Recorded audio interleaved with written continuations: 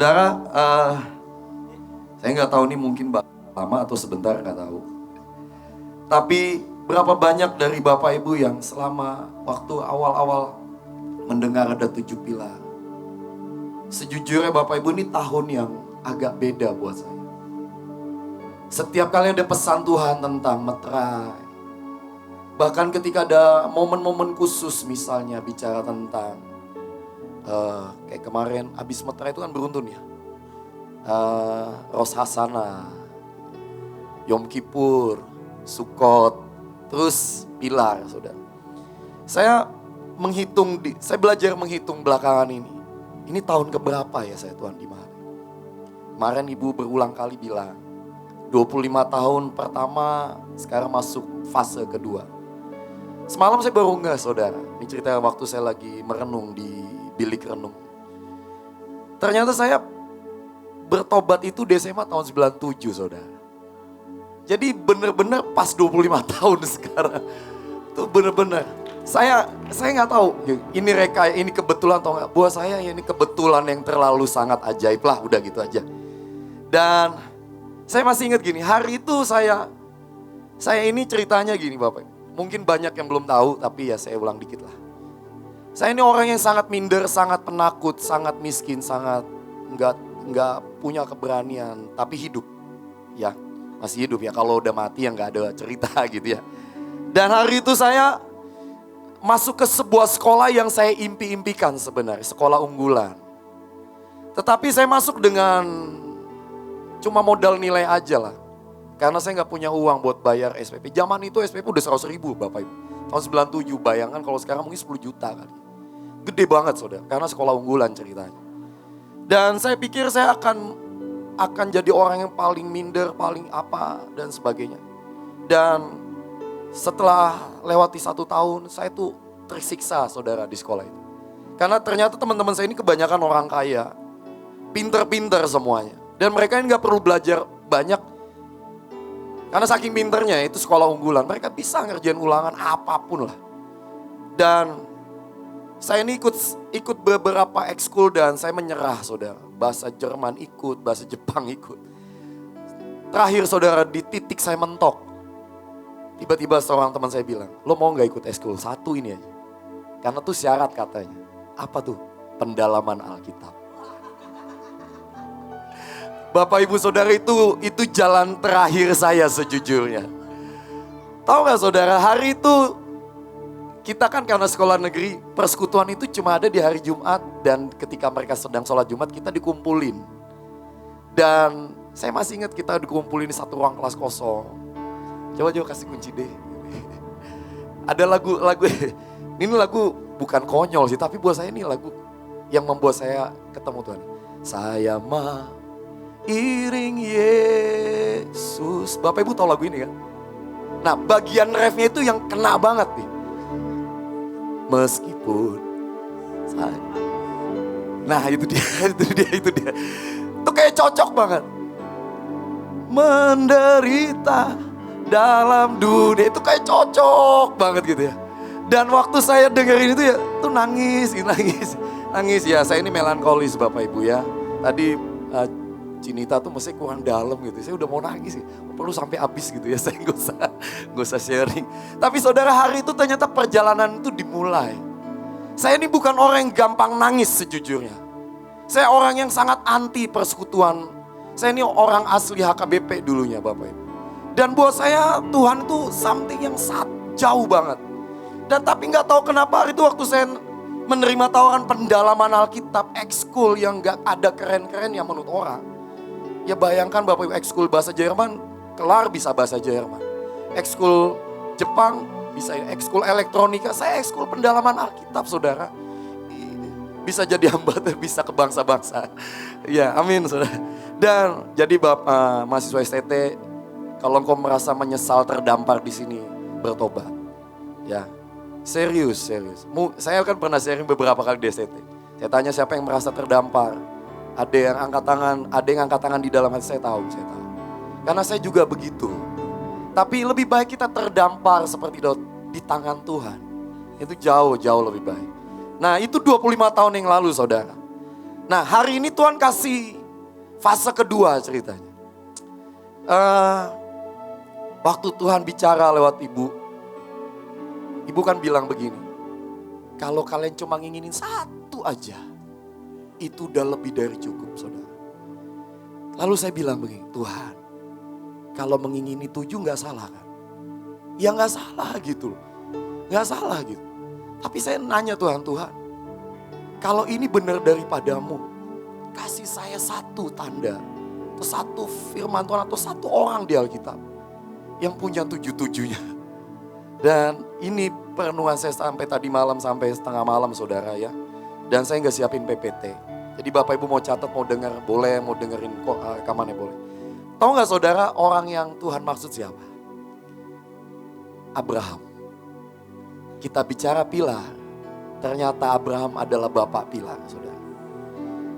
Menurut Bapak Ibu kebetulankah disebut 7 pilar? Ya ini buat para pilar jangan kegeeran juga ya, tapi ya boleh. Ya, saya lebih, ya waktu itu kan Meterai Cinta kan mewakili mempelai gitu. Nah sekarang pilar nih, saya nggak tahu nanti Tuhan bukain apa, mungkin pasukan terdahsyat apa lagi, saya nggak tahu. Tapi buat saya ini pilar ini gini, karena ibu waktu itu bilang, satu aja itu udah cukup, lebih dari cukup. Apalagi 7-7-nya. Nah, saudara, ini nggak tahu nih sequence atau berurutan atau enggak. Tapi yang pertama bicara tentang Hineni dan pengabdian. Memang kita tahu bahwa kata Hineni, here I am, pertama kali Abraham yang ngomong. Ketika Abraham hendak menusuk Ishak di titik kritis dalam hidupnya.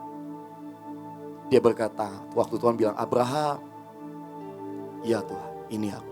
Saudara, ternyata Hineni itu nggak dimulai di situ ternyata. Pilar pertama yang Tuhan taruh dalam hidup Abraham. Ketika Tuhan bilang, Abraham, mau nggak kamu keluar? Dan akan aku tunjukkan satu tempat, satu negeri yang kamu mungkin gak tahu. Dan kalau Bapak Ibu baca di Kejadian 12 ayat 1. Tidak ada petunjuk apapun. Kejadian 12 ayat 1 bilang, berfirmanlah Tuhan kepada Abraham, pergilah dari negerimu dan dari sanak saudaramu. Dan dari rumah bapamu ini ke negeri yang akan kutunjukkan kepadamu.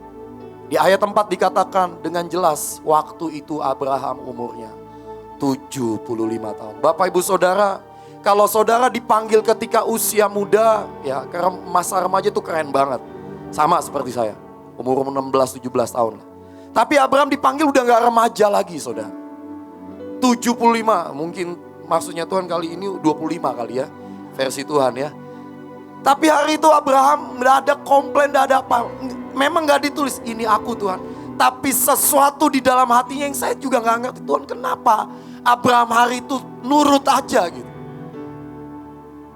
Dan buat saya perjalanan pilar pengabdian itu dimulai dengan itu.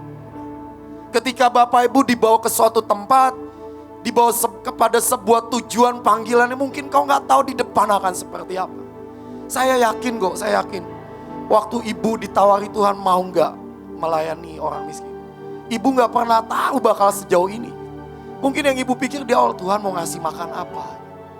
Saudara, hari itu saya masih ingat, saya diajak ke Mahanaim oleh teman saya, Pak Markus ya. Hari itu beliau bilang, Roy lo mau ngajar gak di sebuah sekolah? Oke. Ini sekolah baru, bagus, gedungnya tingkat. Wah itu impian saya saudara. Wah nanti lo bakal begini. Wah impian saya kebentuk saudara. Tapi waktu saya menjalaninya sejujurnya impian saya rontok yang dari daging saya. Beneran rontok. Dan tapi buat saya gini. Mungkin ya kalau Bapak Ibu baca kejadian kisah Abraham. Abraham tuh cuma gini nurut jalan. Tapi yang ajaib dari Abraham tuh begini. Di tengah ketidakjelasan dia membuat mesbah Bapak. Yang ajaib bahwa Hineni itu gak sesuatu yang apa ya, di sini nggak ada komplain, nggak ada beban, nggak ada keberatan dari Abraham, sedikit pun nggak ada ternyata. Bahkan ketika dia mempersembahkan mesbah, nggak ada kata-kata korban yang istilah gini. Abraham harus berjeri lelah, bersusah payah. No. Orang ini, pribadi ini memulai dengan saya nggak tahu tapi di hati saya gini. Dia memutuskan menikmati perjalanan itu. Dan saudara, Hineni itu buat saya begini. Dulu saya hidup dengan pengertian yang ngaco ya, berat banget lah ya. Tapi begitu saya mengerti belakangan ini, waktu Pak Luki jelasin tentang Hineni itu sesuatu yang gak pernah terpaksa, gak pernah. Itu bicara, here I am. Saudara, yang Tuhan kasih gambaran tuh begini. Saya punya anak umur 6 mau 7 tahun lah ya. Kapanpun dia lagi ngebet sama saya, dia tuh gini loh, dia suka cium kaki saya. Peluk-peluk, cium-cium gitu. Gak diperintah, dia cuma cium-cium aja. Seolah-olah berkata, "Papi, Sharon di sini." Gitu. "Papi, Sharon di sini." Saya ini gak pernah nyium kaki bapak saya loh, Bapak Ibu. Ditendang iya gitu ya. Tapi hari itu waktu tiba-tiba dia di ruang saya, gak diperintah saudara. Terus saya tanya, "Sharon, kenapa kamu cium kaki papi?" "Aku sayang papi." Itu cukup buat saya gini. "Kamu mau apa, Sharon?" Gitu. Serius. Itu gak tahu kenapa di hati saya tiba-tiba ada yang melted gitu. Ada yang mencair aja. Iya ya Tuhan. Tuhan tuh kayak gini. Nah, aku mau kamu tuh kayak gitu loh gitu. Cium kaki Tuhan tuh bukan karena siapa sih yang anak cium kaki bapak gitu ya. Karena sebuah peraturan gitu ya. Nggak ada. Ya itu spontan aja gitu. Dan itu kan yang Tuhan suka gitu. Nah, ya saya rasa gitu. Saya lihat gitu. Spontanitasnya Abraham itu yang Tuhan suka. Dia nggak komplain, dia nggak ada penjelasan apapun, saudara. Bahkan dalam perjalanan dia harus berganti tempat demi tempat, kemah demi kemah. Dia harus pasang bongkar, pasang bongkar, pasang bongkar. Bahkan dia di usia yang sudah sangat lanjut istilahnya, udah tua. Dia harus bawa sekian rombongan dan itu bukan perjalanan mudah. Dan itu pilar pengabdian. Dan dalam perjalanan hidupnya saudara, ketika dia sudah lakukan semua di tengah jalan pun dia harus tanda petik dihianati oleh Lot. Abraham tidak marah sedikit. Abraham malah bilang gini, "Lot, pilihlah, kamu yang mana?" Saudara, kalau sampai di satu titik Abraham diminta sama Tuhan, serahkan Ishak. Itu bukan perkara yang tiba-tiba ternyata Bapak. Itu enggak sekedar yang apa ya, dalam kedipan mata tiba-tiba, "Ya Tuhan aku." Enggak. Dari sejak awal, ketidakjelasan tanda petik yang Tuhan berikan pada Abraham itu seperti sebuah pilar yang ditanam sangat dalam hidup. Bahkan ketika di tengah dia menunggu janji Tuhan, Sarah datang. Kayaknya Tuhan perlu dibantu nih sama saya. Kasih Hagar. Lahirlah Ismail. Dan ketika Abraham lagi sayang-sayang, ini kan ada itu ya istilah. Lagi sayang-sayangnya disuruh putus gitu. Bapak Ibu, saya baca di mana ya, di Kejadian itu bilang gini. Tuhan tuh ngomong sama Abraham, "Abraham, anak yang akan mewarisi perjanjian kesulungan atau ahli waris tuh anak yang lahir dari Sarah." Abraham tuh sampai gini, "Tuhan, kalau sekiranya Ismail boleh." Tuhan bilang, "Enggak, anak yang lahir dari Sarah." Itu aja Abraham seperti sekali lagi apa ya, sesuatu yang nancep dalam gitu.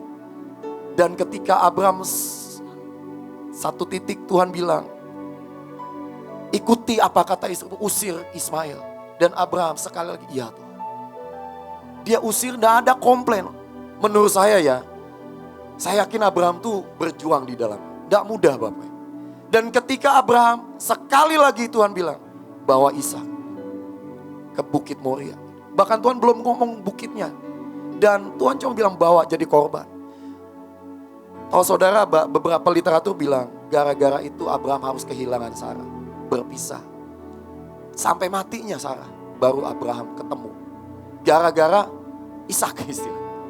Walaupun ceritanya Ishak gak pernah dibunuh. Tapi sekali lagi, orang ini memulai dengan Hineni, pilar. Dan saudara, saya merenung begini.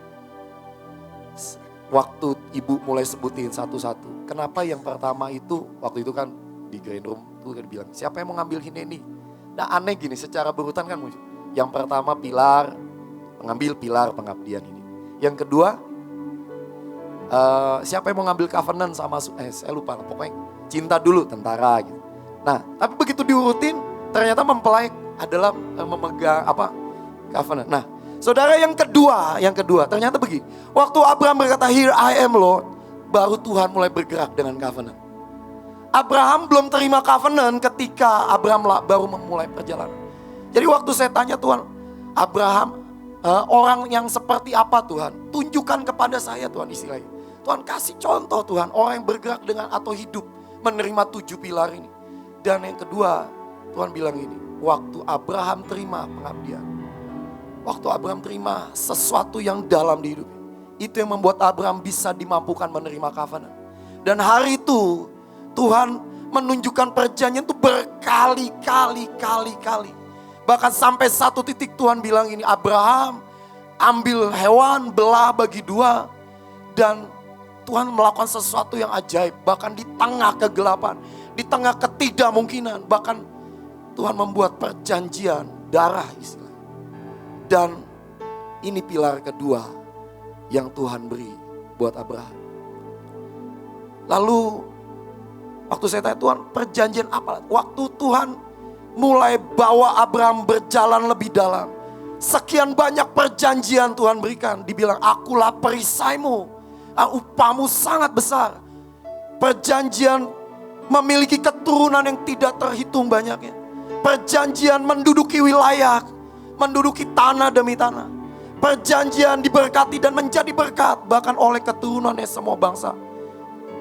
Menjadi berkat, diberkati. Saudara, ini kan nggak kebetulan ya. Kok ya Abraham bisa punya dua-duanya gitu. Lalu saya tanya Tuhan, lalu pilar rule the world yang mana Tuhan? Lalu Tuhan bilang, "Oke, kamu buka. Lihat, waktu itu Abraham itu misah dengan Lot cerita. Kan saya mikir rule the world itu memerintah ya. Nah, waktu itu Kejadian 13, Bapak Ibu boleh baca. Kejadian 13 ayat 14 bilang gini. Waktu itu Abraham membiarkan Lot memilih. Dan ketika Lot memilih lembah Yordan, Tuhan belum ngomong apa-apa. Lalu tiba-tiba setelah Lot berpisah, baru Tuhan ngomong, "Abraham, pandang sejauh matamu memandang. Seluas apa kamu bisa melihat?" Hari ini Bapak Ibu, seluas apa provinsi yang Bapak Ibu bisa pandang? Bangsa-bangsa sejauh mana Tuhan bisa kasih dan kau bisa lihat? Tuhan kasih. Dan itu rule the world. Lalu saya tanya Tuhan, kayaknya ada lagi deh, mestinya apa? Lalu Tuhan jelasin ini. Waktu hari itu Lot sudah memilih misah dari Abraham. Dan Abraham tahu bahwa Lot diculik nih sama raja-raja. Kedorlaomer dan the gang lah. Lalu Abraham perangi mereka. Dan mengalahkan raja-raja. Dan semua raja-raja hormat sama Abraham. Bukankah Abraham menerima rule the world? Saudara, kalau Bapak Ibu baca di Kejadian 14 ya. Ayat 1, Abraham, di situ kan bilang, Abraham mengalahkan raja-raja di timur dan menolong Lot. Itu nama raja-rajanya itu serem-serem saudara. Ya, Amrafel, Ariok, Kedorlaomer, Raja Tidal dan sebagainya. Dan yang ajaib itu, bukan ajaib ya. Mereka ini bahkan mengalahkan bangsa Refaim. Saudara, bangsa Refaim itu adalah keturunan raksasa atau keturunan malaikat jatuh. Jadi musuh yang dihadapi Abraham ini musuh yang mengalahkan malaikat jatuh. Artinya ini levelnya yang nggak main-main. Dan di situ dibilang Abraham cuma bawa sekian ratus hamba-hamba yang dilatih. Dan dia mengalahkan saudara. Dan dia menghabisi mereka. Dan semua raja-raja, dan anehnya Raja Sodom, raja apa. Dan itu menghormati Abraham. Dan saudara gini, saya percaya gini. Warisan yang sama Tuhan mau beri buat setiap saya dan saudara. Rule the world. Saudara akan mengalahkan semua yang paling mustahil. Semua yang tidak mungkin dalam hidupmu. Dan mungkin gini, saudara berpikir untuk jadi rule the world, kita ini harus jadi gubernur, presiden, enggak. Engkau cukup istilahnya serius dengan peperangan rohani, kau cukup doling dengan serius, dengan sungguh-sungguh, maka engkau mengendalikan semua yang ada di sekitarmu. Dan itu yang sebenarnya Tuhan kasih sama kita berulang kali. Dan Abraham mengalahkan raja. Dan sekali lagi Tuhan bilang, saya nanya, Tuhan, kalau gitu pilar yang keempat apa Tuhan? Dan ya ini saya belajar ini nggak tahu ya sambil ngobrol sambil cerita ya, karena saya sambil dengerin khotbahnya ibu dan sebagainya. Pilar cintanya, tentara tuh pilar cinta ya. Dan kalau cinta saudara, apa ya? Oh raja dulu, raja. Oke. Saudara, raja itu bicara tentang eksekutor dan penggenap. Nah, waktu saya tanya Tuhan, eksekutor penggenap ini apa gitu. Kan eksekutor itu kan artinya mengeksekusi ya Bapak Ibu. Mengeksekusi seperti gini. Kemarin tuh waktu ibadah tuh Tuhan kasih gambaran gini. Kalau Bapak Ibu tahu permainan sepak bola, kadang-kadang bola itu digulirkan dari belakang udah sampai depan gitu ya. Tapi strikernya nggak bisa golin tuh kayaknya gimana gitu ya. Tapi gini, kalau seorang striker bisa golin mungkin cuma pantulan badan aja gitu. Ada striker terkenal zaman dulu namanya Filippo Inzaghi. Ini dibilang gini, dia lahir tuh dengan offside gitu ya. Maksudnya gini, dia tuh bisa lolos dari jebakan offside dan bolanya golnya tuh aneh-aneh. Dia nggak perlu capek-capek, yang capek semua di belakang. Dia cuma kena pantulan bola gol. Dan ini yang disebut penuntas. Bener, makanya di berita gini, Inzaghi menuntaskan umpan. Jadi gol. Dan kadang-kadang saking sebelnya nih back lawan, ini lolos aja dari offside. Dulu kan belum ada VAR ya, video assistant referee. Jadi kalau hakim garis kelolosan ya udah nggak bisa diulang. Ya gol aja gitu. Sampai salah seorang pelatih terkenal bilang, ini Filippo Inzaghi ini dia lahir tuh udah dalam keadaan offside gitu ya. Jadi saking ini orang lolos aja dan golnya dia nggak punya skill yang bagus, dia nggak punya skill yang apa ya gitu. Tapi ya badannya dia itu bisa menuntaskan segala macam umpan dan gol. Dan bukankah hari itu Abraham gak diceritain gini, dia punya skill berperang gak. Dia cuma bawa 318 orang yang dilatih di kemahnya. Saya juga gak tahu pelatihannya Abraham seperti apa. Ini agak nyambung dengan yang pilar yang sebelumnya. Tapi ini yang diceritakan, dibawanyalah kembali ya semua yang dijarah oleh musuh dan dia mengalahkan. Dia mengejar musuh sampai ke dan dia melawan musuh dan mengalahkan dan mengejar mereka dan sampai habis.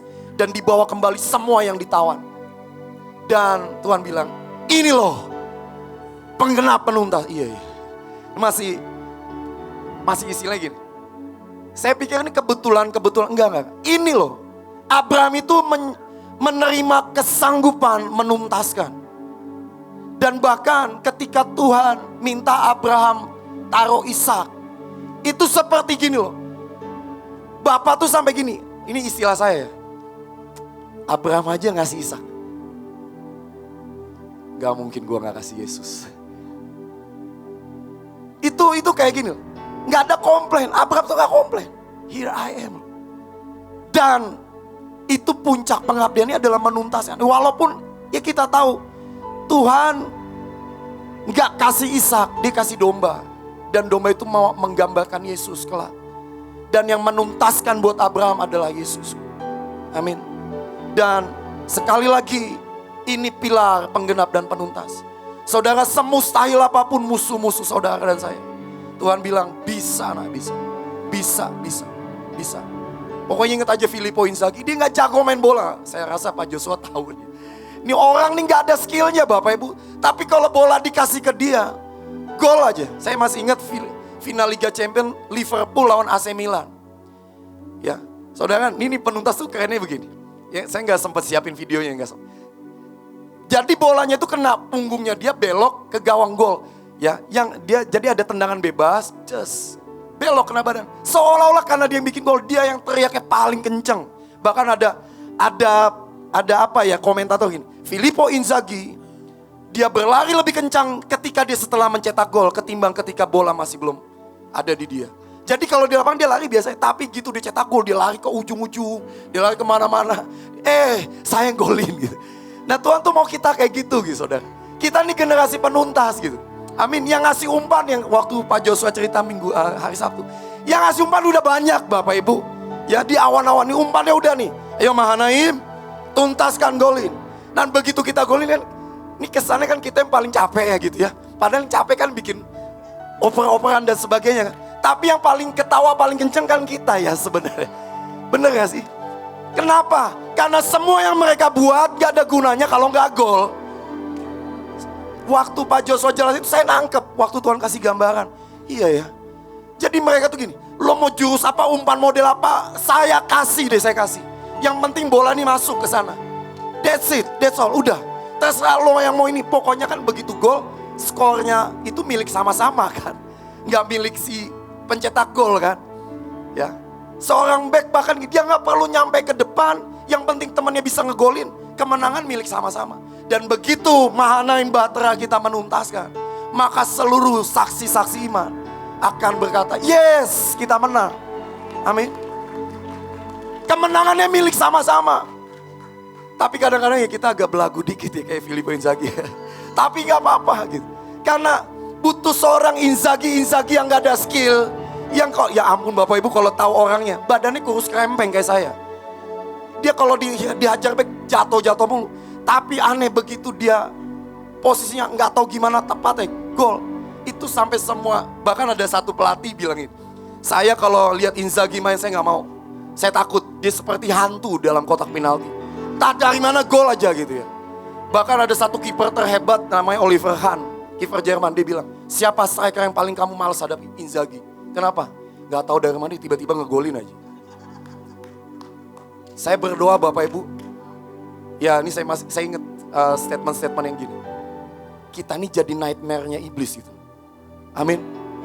Saudara, teluk di provinsi, tahu-tahu lawatan aja ya. Gak tahu dari mana lawatan aja gitu ya. Kan harusnya begitu ya. Ini sederhana banget, iya ya Tuhan. Saudara lagi khotbah, saya tuh masih ingat minggu lalu ceritanya gini, kan lagi perenungan Pilar Hineni dan sebagainya. Hari itu saya ngisi devotion SMK. Saya ini gak ada rencana altar call Bapak. Ya zaman-zamannya apa bersih-bersih, pelepasan segala macam. Nah, tiba-tiba dia sih, saya buatlah di SMK gitu. Saya buat deh gitu. Tapi saya gak tahu gimana. Begitu saya mulai megang mic, nguing-nguing nih cerita sound system di ARK. Wah, mood udah gak dapet. Melankolis udah gak dapet nih moodnya gitu. Udah gak dapet mood. Tuhan gimana gitu. Saya panggil nih, wah gak dapet Tuhan. Tapi aneh loh, saya cuma bilang, Tuhan saya mau. Saya mau. Saya selesai sharing, saya bilang nih, siapa di sini? Cuma ngomong siapa di sini? Maju ke depan berlutut. Hampir setengah maju saudara. Itu udah lama loh, saya tuh nggak lakukan itu karena saya ngerasa aduh ya itulah keeroran saya dulu ya. Tapi waktu saya cuma bilang Tuhan saya mau, setengah itu maju, bahkan saya ini nggak doa tumpang tangan dan sebagainya yang gimana mereka nangis sendiri dan sebagainya. Itu yang kayak gini loh, tiba-tiba jadi aja suddenly a touch from heaven and then goal.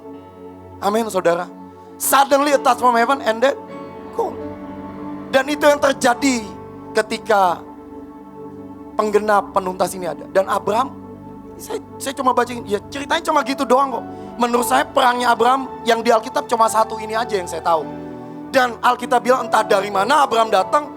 Dan malam-malam tuh raja dihabisin semua dan Abraham menang. Gol, udah selesai. Penggenap, penuntas. Amin saudara. Nah, lalu pilar cinta. Nah kalau pilar cinta, saudara mesti udah tahu. Saya mau tanya sama Bapak Ibu. Waktu saya, Tuhan cinta tuh, pilar cinta tuh gimana sih? Tuhan tuh cuma bilang gini. Sebenarnya waktu Abraham meletakkan itu tuh kayak gini. Saya bukan Tuhan ngomong. Terus saya coba meraba hatinya Abraham. Terus saya kayak gini sih yang kasih. Yang seperti tadi di awal saya bilang. Sebenarnya sakit sih. Sakit. Gak mudah. Ketika harus kehilangan 2 anak. Kehilangan Hagar, kehilangan Sarah. Beneran kehilangan Sarah loh, saya juga bohong, iya ya. Dan tapi yang ajaib gini, ketika Sarah meninggal, Abraham tetap balik, tetap kuburin Sarah dengan baik-baik dan sebagainya. Dan hari itu di puncak gunung itu ya, sebenarnya cintanya Abraham ini udah apa ya istilahnya? Kalau waktu itu saya merenung ini, sebenarnya pisau yang diangkat sama Abraham ini, sejujurnya Tuhan, biar bunuh aku aja. Jangan anak ini, bunuh aku aja. Ini menurut saya nih Bapak Ibu ya. Waktu Abraham angkat ini, menurut saya. Mungkin kepikiran sih di Abraham. Gue tusuk diri gue aja lah biar Ishak hidup. Tuhan tahu gak hatinya Abraham? Tahu. Tapi yang ajaib tuh gini, di Ibrani kan dibilang, dikonfirmasi. Waktu Abraham serahkan Ishak, Abraham percaya gini, dia sanggup membangkitkan yang mati. Baca di Ibrani. Artinya gini, Abraham udah siap, entah dia atau Ishak yang mati. Dan waktu Tuhan lihat itu saudara. Ini saya yang tadi saya bilang, Tuhan gak mau kalah. Istilahnya tanda petik, bukan berarti Tuhan kalah. Tapi gini, Abraham, dia rela kehilangan satu-satunya anak. Dia belum punya siapa-siapa lagi selain Ishak. Ismail udah pergi, Ishak. Dan sekali lagi di titik itu Tuhan taruh cinta. Taruh sesuatu yang dalam. Dan mungkin saya gak terlalu mahir menceritakan tentang cinta. Tapi saya berdoa Bapak Ibu. Yang tadi Bunita Deborah cerita gitu. Minta itu diukir sekali lagi di hidup kita. Dan selanjutnya Tuhan, kalau gitu pilar keselamatan seluruh bumi apa dong Tuhan? Kan waktu itu belum ada penginjilan. Saudara tahu ceritanya? Waktu Abraham ketemu dengan 3 orang, dia mau kasih tahu nanti tahun depan kamu istrimu akan melahirkan. Lalu Abraham nganterin 3 orang pergi setelah dari rumah Abraham menuju Sodom. Lalu Tuhan itu nungguin Abraham. Abraham tuh kayak gini. Tuhan tuh sampai gini, apa aku gak cerita ya sama Abraham? Tuh sampai gini loh. Dan tuh kayak hati mereka bersaut-sautan. Saudara, sampai Tuhan tuh bilang gini, ya udahlah aku kasih tahu Abraham. Abraham, aku akan musnahin. Lalu Abraham tuh cuma bilang, Tuhan, kalau ada sekian orang, maukah kau sudikan kau menyelamatkan mereka? Hatinya Abraham, belas kasihannya. Even buat Lot yang udah mengkhianati saudara. Dan itu dasar dari engkau berdiri buat keselamatan bangsa-bangsa. Dan mungkin hari itu Abraham cuma bawa yang mentok cuma 10. Tapi tetap Tuhan menghitung hatinya Abraham. Dan Tuhan bilang, oke, Lot pun aku selamatkan. Dan saudara, itu pilar keselamatan seluruh bumi yang Tuhan taruh di Abraham. Lalu terakhir saudara, pilar karunia. Ini kan belum ada supranatural ya. Menurut Bapak Ibu ada gak supranatural? Ada saudara. Ini lucu. Saya sampai tadi pagi, sampai saya tidur, Tuhan, apa Tuhan? Terus tadi pagi Tuhan bilang ini, waktu Abraham pura-pura ngomong bahwa Sarah ini adiknya. Lalu satu raja, satu kerajaan dikasih tulah. Abraham tuh gak ngomong apa-apa. Ya, orang yang niat jelek tiba-tiba something happen. Abraham gak buat apa-apa. Supranatural. Jadi 7-7-nya ada di Abraham. Nah, tapi yang ajaib begini. Bapak Ibu buka Galatia 3 ayat 29. Ya, Galatia 3 ayat 29. Dan jikalau kamu adalah milik Kristus, maka kamu juga adalah keturunan Abraham. Dan berhak menerima 7 pilar tersebut. Amin saudara. Kalau Tuhan pernah taruh itu pada Abraham, buat saya sangat mungkin kalau saudara dan saya mau, Tuhan kasih sama setiap kita. Dan ini belum selesai istilahnya. To be continued. Karena saya dan saudara harus pergi ke sebanyak mungkin tempat. Dan kasih tahu ke mereka, ada 7 pilar. Ada yang ajaib. Lantik setiap pasukan, perlengkapi mereka. Karena untuk itulah saya dan saudara ada di garis terakhir di zaman ini. Dan saya percaya biar Tuhan yang akan melengkapi setiap kita. Amin.